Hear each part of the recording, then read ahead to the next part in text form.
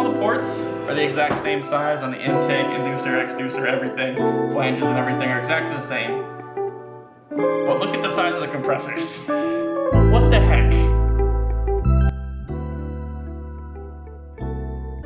What's up YouTube? KraftingKars here, happy Tuesday. Now if you remember, in last Tuesday's video, we had just finished pulling out the Walbro 250 fuel pump out of my Civic so we could give it to Gideon for his RX-7. And in that video, I mentioned that I had some cool car parts come in, that my block was gonna be showing up. So in today's video, I'm gonna be talking about all the parts that have arrived at my house, some of the parts I'm still waiting on, some of the issues I've been having with some of the parts, and then we're gonna wrap it up by installing my brand new fuel pump and talking about what you can expect out of the channel in these next coming episodes.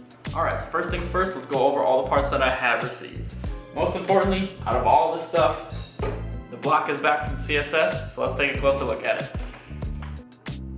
So here it is, and I cannot stress enough how absolutely stoked I was to finally open up this package after sending my block out 2 months ago, because the guys at CNC Works in New Hampshire absolutely killed it. So all the machine work just looks absolutely flawless. They sent the block back super clean. Quick rundown of everything I had done there. Obviously, got the CSS insert milled and pressed in there. That looks fantastic. I had the stock sleeves bored out to 82 millimeters to accept my SuperTech 82 millimeter pistons.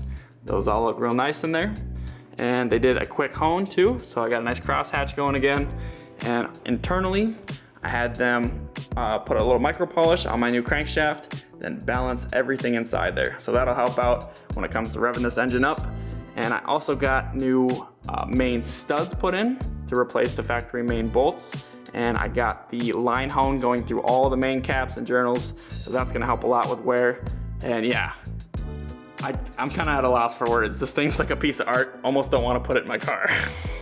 So on top of that exciting news, as you may have seen in the background, I picked up some new wheels as well. Now these are spoon style wheels.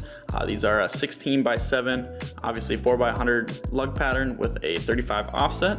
If you guys remember my old wheels, those were a 15x7, still 4x100 with a 30 offset. And the reason I went with these is because I really like the style of the Spoon or the Desmond Regamaster wheels.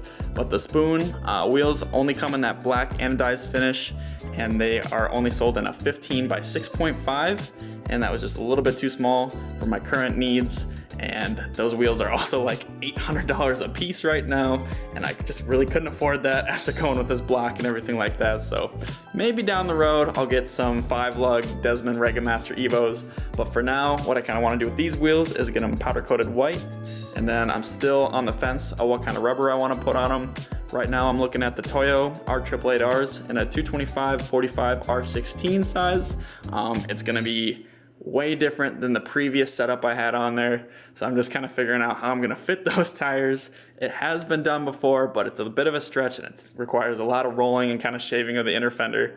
Don't really want to mess up my car too much, so we'll see how that works. But overall, I'm a huge fan of this style.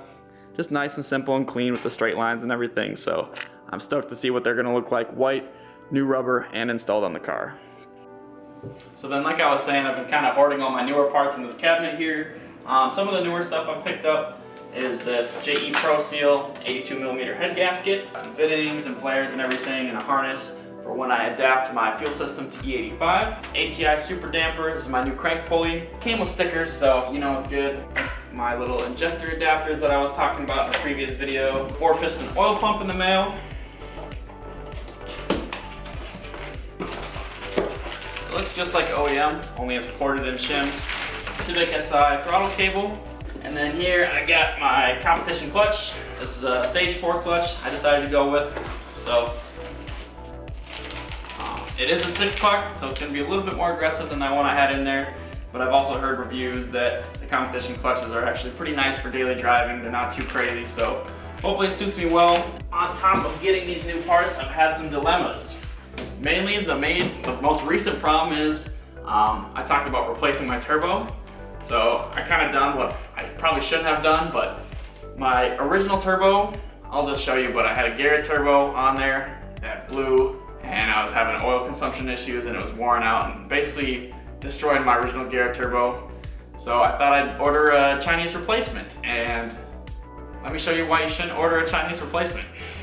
Alright, so here's my original turbo. It is a Garret T3 T04E hybrid turbo. It's It's got a 63AR exhaust housing and a 60AR compressor housing and a standard journal bearing cartridge. Nothing too fancy, but this thing is efficient up to 500 horsepower.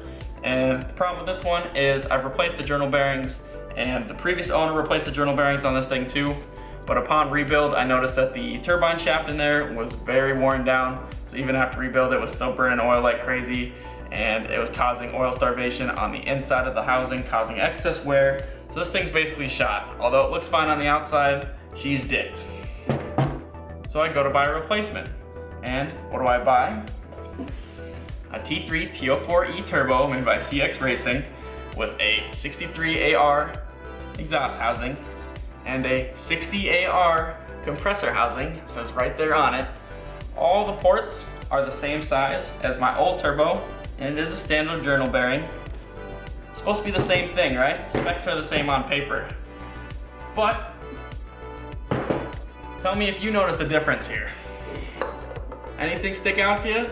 Yeah, this one is way bigger. So I don't know what they're trying to pull here, but they market it as pretty much the same exact turbo, but they only market this one efficient to 350 or 400 horsepower.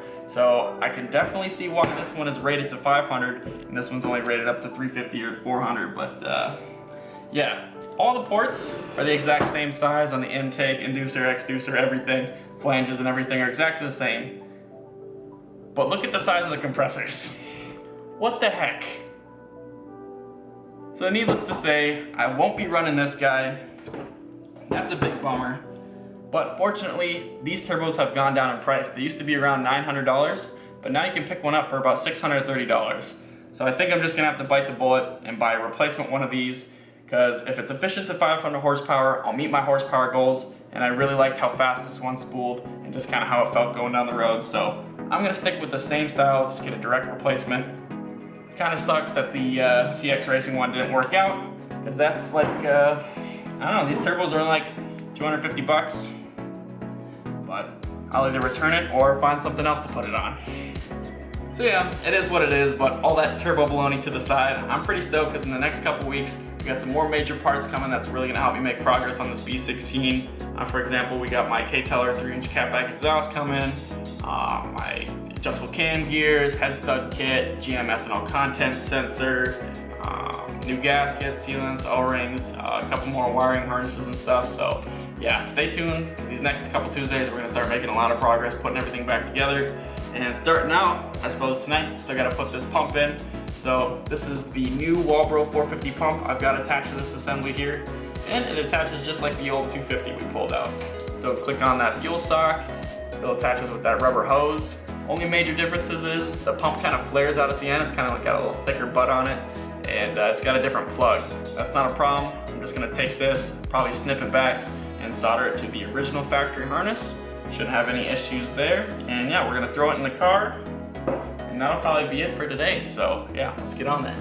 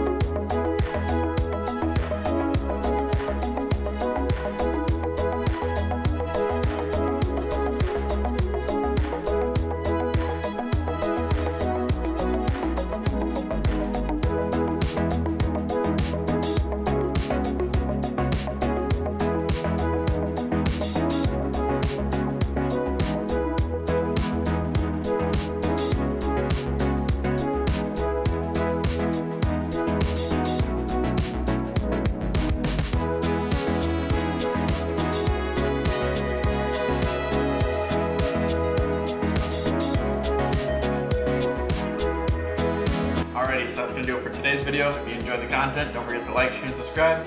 Maybe even leave a comment down below. As always, thanks for tuning in to KraftingKars. See you next time. Bye.